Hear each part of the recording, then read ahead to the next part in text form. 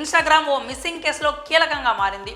ఇంటి నుంచి పారిపోయిన ఇద్దరు బాలికలను ఇంటికి చేర్చేలా చేసింది. అమ్మాయిలను కాపాడడంలో ఇన్స్టా కీలక పాత్ర పోషించింది. ఇంతకీ ఏం జరిగిందంటే 2 రోజుల క్రితం హైదరాబాద్లోని కూకట్పల్లికి చెందిన ఇద్దరు బాలికలు ఓ ప్రైవేట్ పాఠశాలలో 8వ తరగతి చదువుతున్నారు. ఇందులో ఓ బాలిక సొంతూరు ఆంధ్రప్రదేశ్లోని బాపట్ల. కాగా ఈ బాలిక అక్కడే సూర్యలంక బీచ్ గురించి తరచుగా చెప్తుండేది. దీంతో రెండో బాలికకు బీచ్ చూడాలనే ఆసక్తి పెరిగింది. ఈ క్రమంలో సూర్యలంక బీచ్కు వెళ్లాలని నిర్ణయించుకున్నారు.